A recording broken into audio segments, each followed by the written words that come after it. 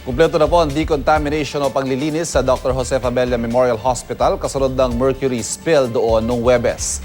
At may update sa Fabella Hospital ang ating kasamang si Connie Sison. Connie? Hi Ivan, nandito pa nga rin tayo ngayon sa Ward 1 dito sa Fabella Hospital at gusto natin syempre kamustahin lang yung ilan sa mga pasyenteng na ilipat. 60 sila na naririto ngayon sa Ward 1 galing sa kabilang building. Magandang umaga po sa inyo, Mami. Magandang umaga din po. Unang-una, kakamustahin lang ho namin. Yung time na August 8 po, nagkaroon ng parang sinasabi na chemical spill doon sa kabilang building. Nandun din ho kayo sa area na yon. Kamusta ho? May mga naamoy ho ba kayo? Wala naman po. Wala rin ho kayong mga sintomas na naramdaman, pagkahilo, mga ganon? Wala naman po kaming naramdaman na ganyan. Yung iba po, meron po silang naramdaman, inuubod daw po, tapos nilagnat. Ganun. Oh, okay, pero ngayon so far okay na lahat. Mas gusto nyo na dito? Mas okay po kami dito kasi mas safe. Alright, maraming salamat sa iyo, Mami, and kay Baby. Ayun, samantala, ito po mga kapuso, syempre, ang pinaka-importante sa lahat, makapanayam natin ang eksperto. At naririto po ngayon, nakikita ko na, natatanaw ko na, si Doc Eric Tayag, si Asek. Good morning po sa inyo, Connie. sir. Una-una, ito, nangyari na nga ho itong sinasabing chemical spill, liniawin ho natin, ito ho ay mercury talaga. Ito ay dahilan sa spill na dulot ng dental amalgam. Yung amalgam, yung nilalagay na feeding sa mga ngipin nung araw. Oo. Pinagbabawal na yan. Correct, oo. Now, amalgam contains 50% mercury. Ayun. Ngayon, ang nangyari doon, dahil liquid amalgam, nag-evaporate. Kasi pag kulob yun, mainit. And it came out of the broken containers. So, naging mercury vapor siya. That is how exposure can happen. Pag nalanghap mo yun. Yun, pag nalanghap, anong pwedeng mangyari?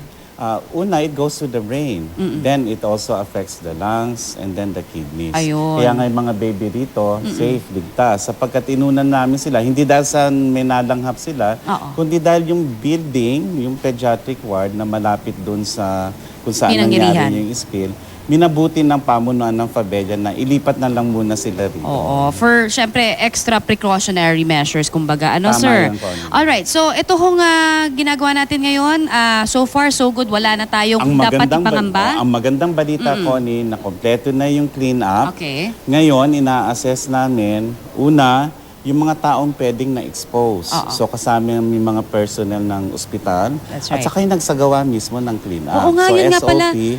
kinunan na rin namin sila ng dugo kahit na may suot silang personal protective equipment. So talagang, of course, before natin pinaglinis yung mga tao doon, dapat talagang well-equipped sila. Tama yun. Oo. Kasi baka aksidente, hindi natin alam na compromise yung integrity ng hazard material suit nila, kailangan makasiguro tayo. Pero Doc, syempre importante na banggit ninyo na talaga hong delikado, kahit nasabi pa natin na 50% at hindi na ho yan ginagamit ng ospital, pero yung pag-iimbak, di ba? Tama Ano ho yan. ang ginagawa ng DOH? Kasi I'm sure hindi lang ho Fabella ang merong ganyan. May mga iba pang chemical na naka-imbak na lang na hindi na po pwedeng gamitin. Noong 2008, Connie, pina-phase out na ng Department of Health yan. Binigyan ng 2 taon lahat ng ospital para yung mercury-containing devices katulad ng thermometer, Right. BP apparatus, yun ay i-imbak na nila at i-dispose. Dito sa Fabella, inimbak nga nila, subalit kailangan i-dispose yun. At ang disposal dapat well-coordinated sa DENR. Ayun. So, iyan ho ang ginagawa ngayon ng Fabella at ng DOH. Alright. Maraming salamat po sa inyo, Doc. Connie, maraming salamat. Eric Tayag.